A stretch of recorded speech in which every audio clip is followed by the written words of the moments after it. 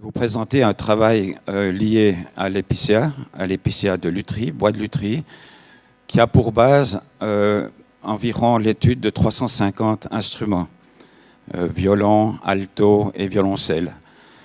Et pendant les 20 dernières années, j'ai constaté plusieurs choses intéressantes qui sont liées, entre autres, au déplacement du bois de lutherie.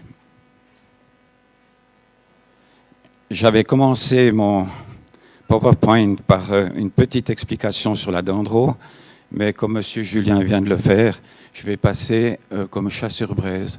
Peut-être juste quand même juste comparer les deux courbes en bas qui montrent la synchronisation entre deux courbes.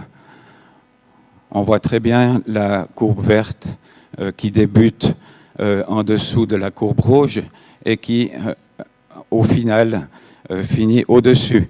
On a là deux rythmes de croissance de deux arbres différents et qui n'ont donc pas eu la même vie, pas les mêmes problèmes, mais qui synchronisent parfaitement. On voit très bien ces cernes dont plusieurs sont caractéristiques. J'ai inversé les rôles de médias. Celui-ci devait apparaître tout à la fin.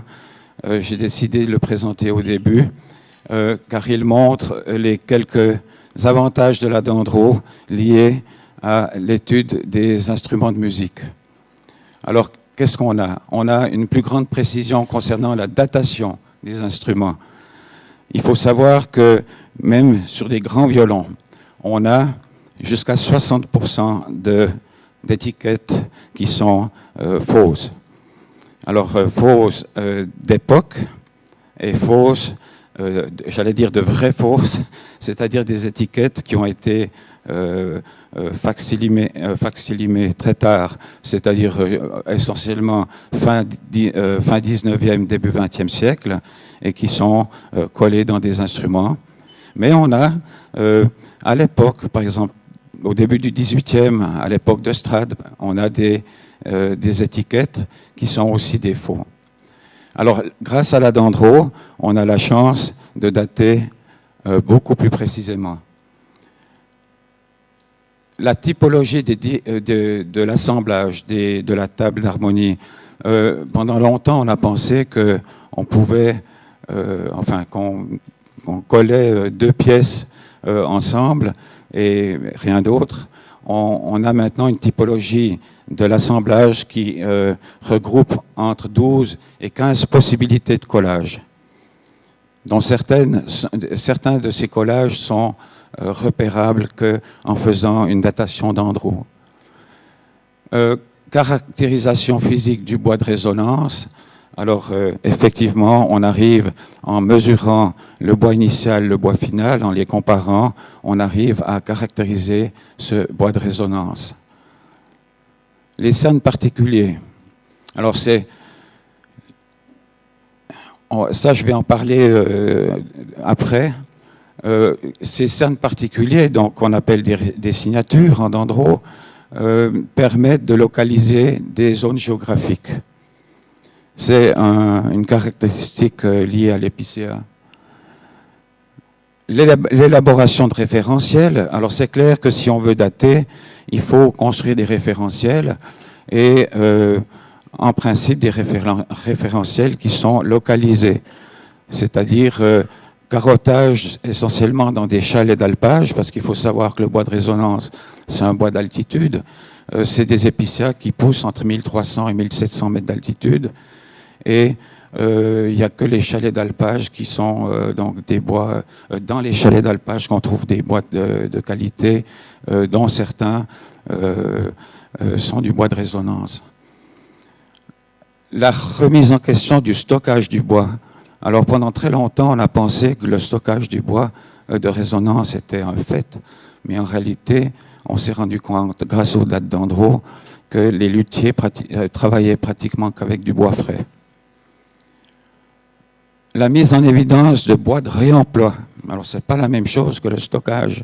Le bois de réemploi, on a affaire à souvent, c'est rare quand même, mais on arrive on retrouve des violons qui sont faits avec des bois qui étaient abattus 200 à 300 ans avant. Donc là, on a vraiment du bois de réemploi, le luthier ayant récupéré une planche quelque part, hein, dans un meuble par exemple. Et puis, c'est le marqueur identitaire, c'est-à-dire qu'en faisant l'analyse d'Andro des instruments, on crée littéralement une fiche d'identité. C'est-à-dire que ça permet d'identifier parfaitement ce violon et peut-être pouvoir prouver que c'est bien celui-là lors d'un vol et la récupération, par exemple, par la police. C'est pas anodin. On a des cas de violon où le propriétaire a bien de la peine à le récupérer parce qu'il n'a aucune preuve que c'est bien le sien. Alors voilà, la question c'est, bon, je vais développer essentiellement le déplacement du bois.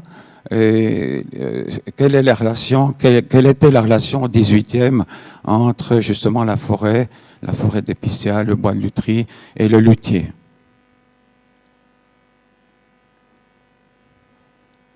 Alors, oui, au XVIIIe, c'était problématique parce qu'il y avait des problèmes tout simplement de déplacement. Les voies de circulation étaient mauvaises et dangereuses. La distance entre les forêts d'épicéa était grande. Je vais vous montrer tout à l'heure une carte de l'arc alpin. L'exploitation du bois à l'époque, au XVIIIe, était plutôt hasardeuse, aléatoire. Le bois de résonance était rare, enfin il l'est toujours. Les meilleurs spots en Europe, c'est 1 arbre sur 100. Et la gruyère, par exemple, l'exemple que je vais vous donner tout à l'heure, c'est 1 sur 500. Donc ça veut dire qu'on ne trouve pas un arbre susceptible de faire des violons comme ça. Et puis le stockage, on l'a déjà vu, est inexistant. J'ai sur ce tableau représenté quelques distances entre des spots connus et des lieux où des violons étaient fabriqués. Alors prenons la gruyère via Lyon, parce qu'on verra plus tard pourquoi. Du bois gruyérien, 750 km jusqu'à Paris, 1385 jusqu'à Londres. Val di Fiemme, on prendra juste Crémone, puisque c'est l'endroit le plus connu, 255. Le Val d'Ost, Torino, 150 km. Et puis, par exemple, Höstal, en Autriche, on est aussi à 430 km de Cremona et 500 km de Milan. Vous voyez donc des distances considérables. Voilà ce que donne cette carte géographique. C'est des spots connus, historiques. Bien sûr, c'est pas du tout exhaustif, il y en a bien plus que ça, en réalité. Mais j'ai mis ceux qui sont les plus connus. Val d'Ost, entre autres. Mais retenez bien la Gruyère, le point 2. Le 31, le point 11, c'est le Val di Fiemme, le Paneveggio, c'est un endroit ultra connu par tous les luthiers. Mais on verra que c'est pas si évident. Les Crémonais ont visiblement ratissé large et ont cherché des bois un peu partout. Maintenant, je vais mettre les principaux lieux de production des violons. Et on constate tout de suite quelque chose de très étrange, c'est qu'ils sont pratiquement toujours très éloignés des endroits où poussent les arbres. À une seule exception, c'est le Mittenwald en Bavière, où là, les gens sont sur place. Alors ça s'explique, hein, on fabrique les violons où il y a de l'argent. Alors en gros, c'est les capitales, les grandes villes.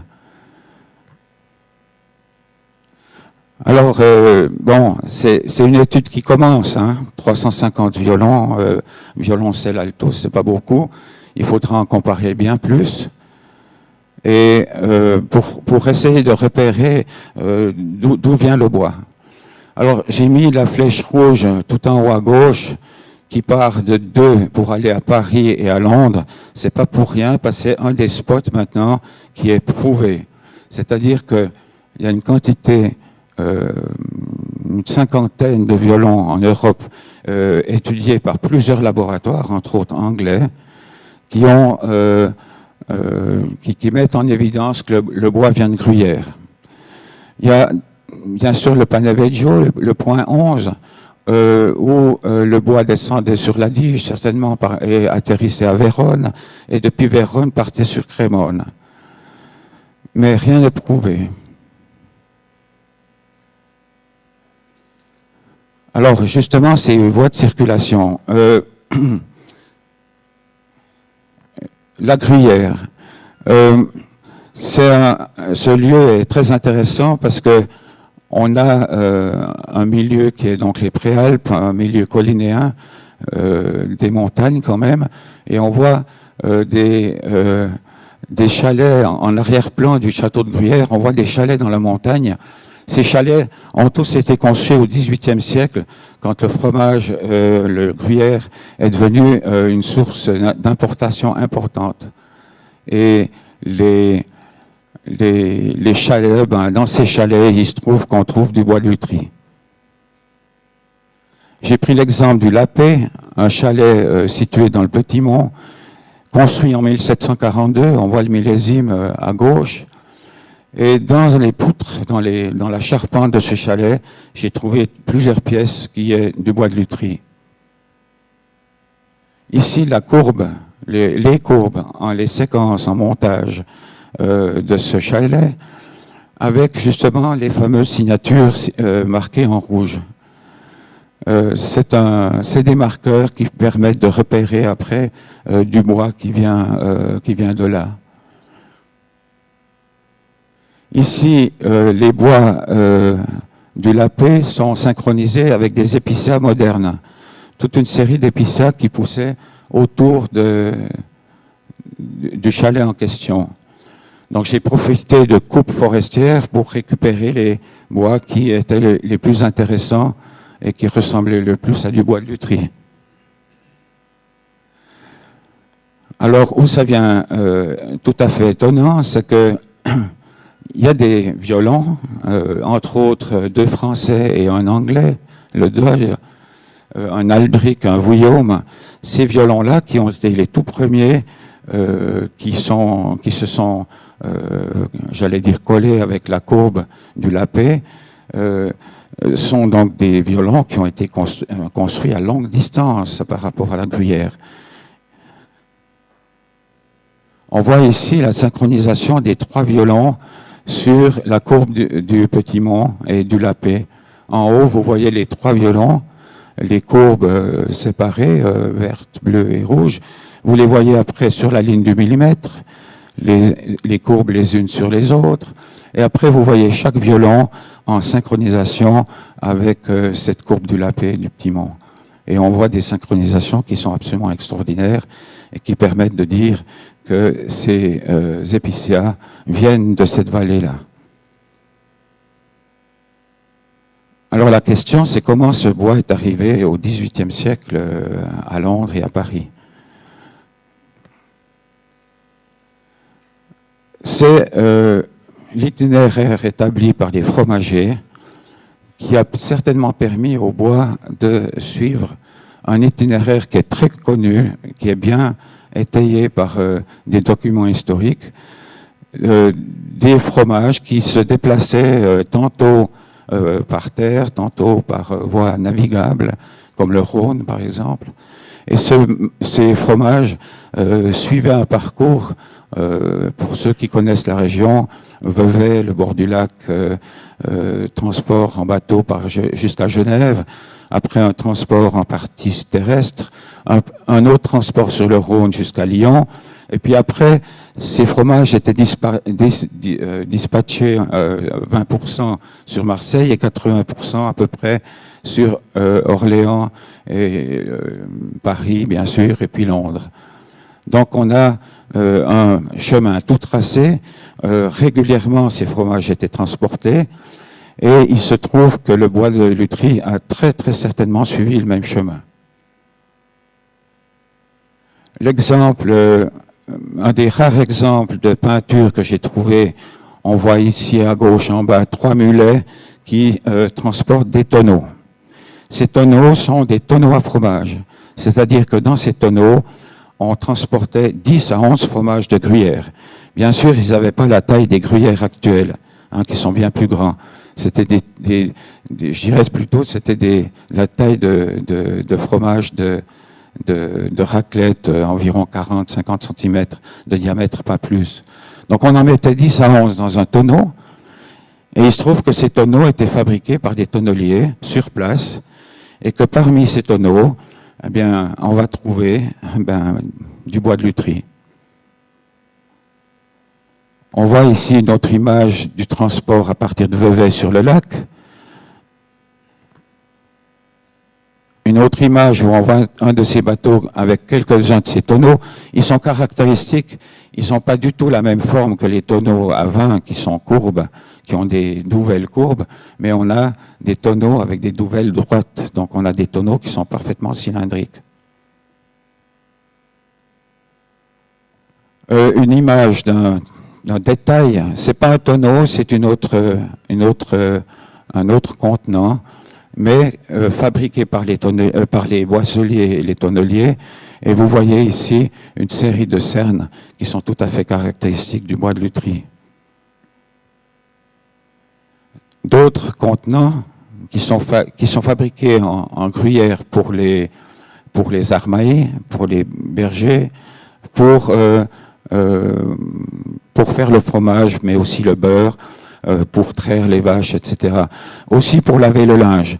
Tous ces contenants étaient fabriqués par des boisseliers locaux.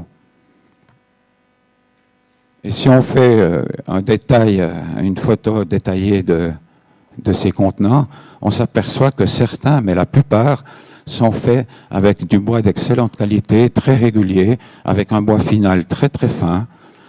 Le but étant que ces pièces de bois soient le plus stables possible. Donc on retrouve des critères qui ressemblent méchamment aux critères du luthier. J'ai fait ici un petit tableau montrant les différents métiers qui ont servi à la confection de bois de lutherie. Bien sûr, on commence par le bûcheron qui va couper en forêt. On a après le scieur mérandier, c'est-à-dire des spécialistes qui préparent ce qu'on appelle les mérins, c'est-à-dire les pièces de bois pour fabriquer les tonneaux. Et ce mérandier peut alimenter 3 autres métiers, c'est-à-dire le tavillonneur, le boisselier et le tonnelier. Et le boisselier au centre, et le tonnelier aussi, vont fabriquer ces fameux tonneaux pour les fromages, pour les fromagers. Et puis quand ces tonneaux arrivent sur place à Paris ou à Londres, eh bien ils sont démontés. D'ailleurs c'est un problème pour moi, parce que jusqu'à présent je n'en ai pas trouvé un seul. Ces tonneaux étaient tout simplement démontés les uns après les autres, et puis recyclés. On a donc la taille environ 40-50 cm. On connaît l'épaisseur en comparant avec d'autres contenants. L'épaisseur du fond et du couvercle, 2 à 2,5 cm d'épais. Hein, ça doit quand même supporter quelque chose qui pèse 100 kg. Eh bien, on arrive à faire facilement dans les couvercles et les fonds, en tout cas des violons. Alors le stockage, là j'ai juste prévu 2 dias. Ben, ça c'est un autre domaine, mais je voulais vous le montrer. Le stockage de bois, je vous ai dit avant, il est extrêmement rarissime. Et on constate quand on suit un luthier historique comme Jean-Baptiste Guadagnini ou les autres, hein, la famille Amati, bien sûr Strad, etc. Quand on suit des séries de violons faits par ces grands luthiers, on constate que c'est toujours des bois différents, c'est toujours des arbres différents, c'est jamais les mêmes. D'où l'idée que le bois arrivait en flux tendu et qu'il n'y avait justement aucun stockage. Et puis ça, c'est exactement ce qui confirme la règle, c'est-à-dire c'est l'exception qui confirme la règle.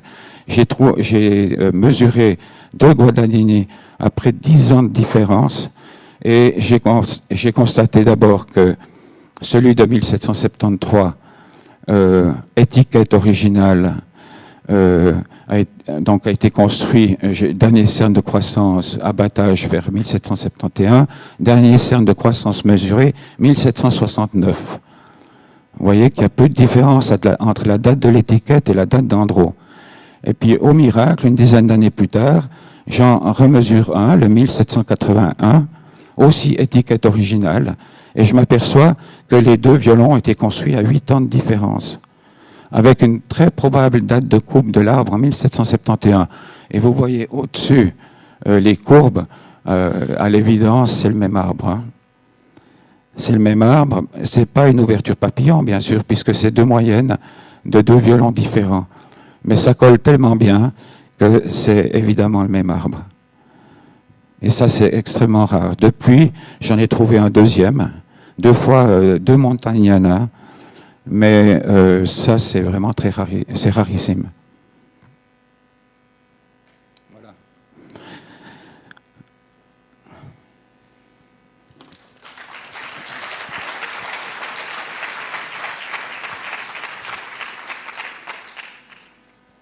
Ça m'a... Je sais pas, si. Merci Patrick. Est-ce qu'il y a des questions? Oui, bonjour. J'aimerais savoir comment vous caractérisez le bois de résonance dont les luthiers se servent. Est-ce qu'il y a un facteur de résonance, quelque chose Alors, si je considère que les mesures d'Andro, parce qu'il y en a d'autres, hein, mais que les mesures d'Andro, c'est la proportion entre le bois initial et le bois final. Et un bon bois de résonance, il ne devrait pas dépasser 20% de bois final. Et 10%, c'est encore mieux. Mais il se trouve que c'est la partie dure du cerne. Hein. Donc, plus le bois final est fin, plus le bois va être léger. Donc, forcément, plus il va vibrer, plus il va résonner. Les bois les plus fins sont les plus performants. La difficulté, c'est de trouver ce genre d'arbre, parce que forcément, c'est un arbre qui est parti en hivernation très tôt. D'où l'altitude très importante, hein, 1300 à 1700 mètres d'altitude. Et souvent, ce sont des arbres en noubac. Donc, les arbres actuels qu'on travaille, hein, qu'on exploite, les meilleurs sont souvent en nubac.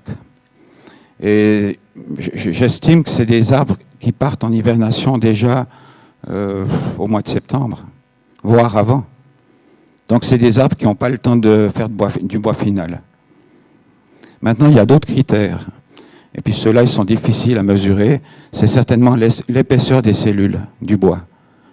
Parce qu'il se trouve que si vous prenez deux planches de deux arbres différents, qui ont les mêmes caractéristiques au niveau largeur du bois final, vous allez simplement, le soupesant, constater qu'il y en a un qui est beaucoup plus léger que l'autre. Et ça, c'est certainement des caractéristiques liées à l'épaisseur des cellules du bois. Quant à savoir pourquoi, dans un même peuplement, on a ce type d'arbre, eh bien, je crois qu'il faut se tourner vers la génétique, puis considérer que dans une forêt d'épicéas, on a des familles d'arbres. On a certainement des épicéas qui viennent d'origines différentes et qui sont mélangés dans nos peuplements. D'ailleurs, il suffit de voir les types d'écorce, le type de positionnement des branches dans un même peuplement d'altitude pour constater qu'il y a des arbres vraiment différents. Par contre, ce n'est pas des critères pour choisir. Si vous allez en forêt et que vous considérez que des branches ballantes le long du tronc, une écorce particulière, etc., suffit, eh bien, je vous garantis que non. Vous pouvez en couper 10, 20, 50, 100. La seule façon de vraiment en trouver un, c'est de couper et de constater.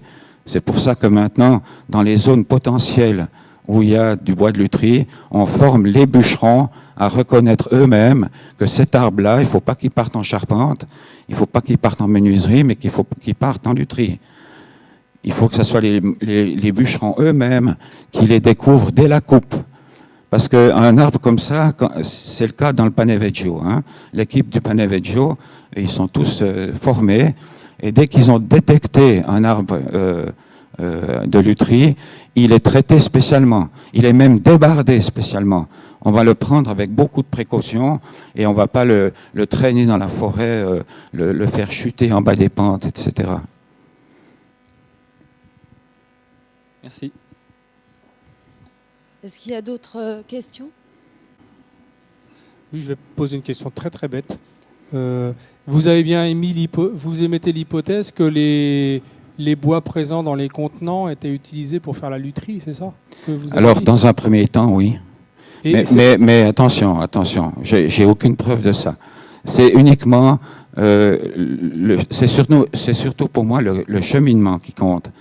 Après, j'imagine très bien, mais là, il faut remonter avant le XVIIIe siècle. Parce que les fromagers commencent à commercer avec le gruyère bien avant, déjà au XVIIe. Alors on peut très bien imaginer qu'entre les fromagers, les luthiers de Paris et de Londres, je spécifie bien Paris et Londres parce que pour le moment, à Crémone par exemple, on n'a aucune preuve que du bois gruyérien arrive. Il y a certainement d'autres cheminements.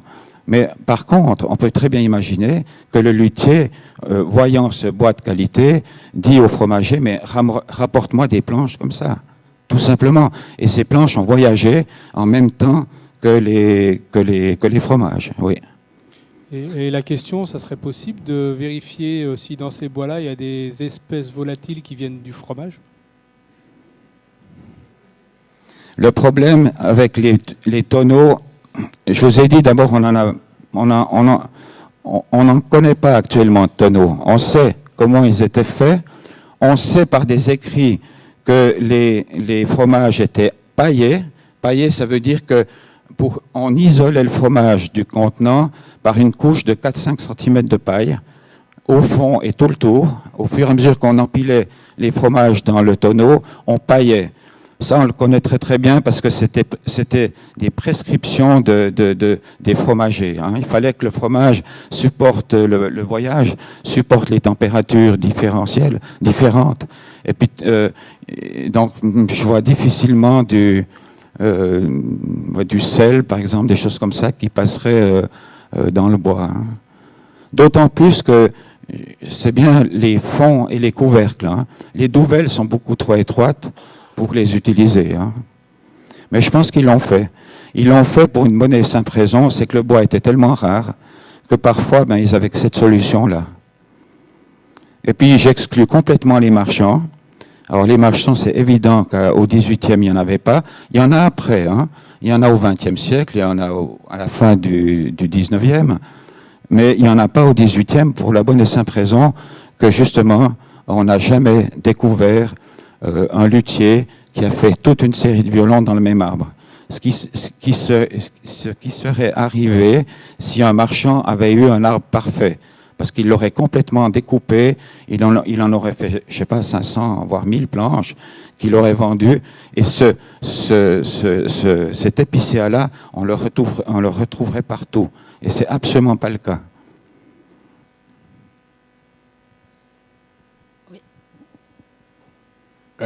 Est-ce qu'on peut cultiver les bois de résonance? Non, malheureusement, je crois pas. Je crois pas parce que c'est quand on va dans un peuplement comme le Rizou, par exemple, ou justement le Paneveggio, on est incapable de localiser un endroit qui pourrait permettre la culture. Il y a certainement, c'est certainement lié aussi au système racinaire. N'oublions pas que c'est des arbres qui poussent très lentement. Un bon bois de résonance a en tout cas 200 cernes, au moins, par rapport à sa taille, voire beaucoup plus. Donc, c'est des arbres qui sont en stress, forcément. Ils sont stressés, donc ils ont certainement peu d'eau à disposition. Ils sont certainement sur des milieux très difficiles. Donc voilà, il faudrait littéralement replanter des épicéas aux endroits où on en a abattu un. Mais je crois que c'est très aléatoire. D'où la difficulté, justement. Dans le Rizou, on parle de 1 sur 1000. Et pourtant, quand on va dans le Rizou et qu'on voit le peuplement, c'est des paissières absolument extraordinaires. Et il y a un vrai potentiel.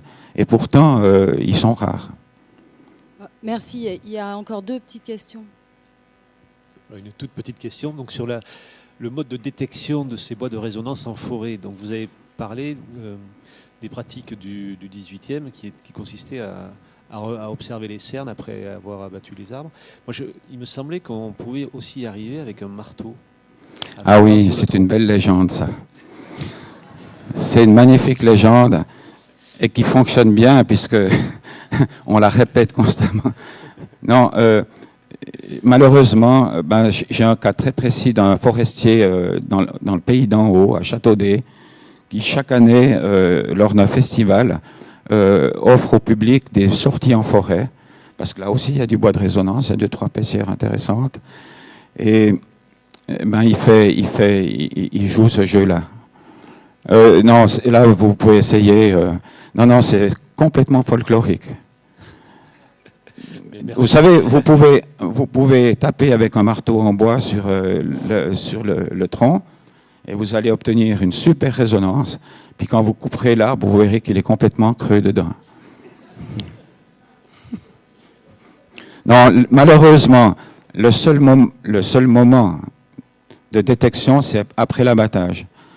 Alors maintenant, avec un garde forestier du Rizou, on a décidé de faire des carottages. On va essayer de carotter, et en carottant, on va essayer de les repérer. Et quand on en repère un, on va le marquer GPS, et puis on va le garder sur pied. Parce que l'idéal, c'est d'abattre l'arbre quand il y a de la demande. Malheureusement, quand il est par terre, tout de suite le prix change. Par contre, si un acheteur, a besoin d'un arbre, et puis on lui dit, ah oui, on en a repéré 1, 2, 3, on peut même lui dire la qualité. Celui-là, il est nettement mieux que celui-là. Et là, l'idéal, ce serait de les garder sur pied et de les abattre que quand il y a de la demande, ce qui ferait monter les prix. Merci beaucoup, Patrick.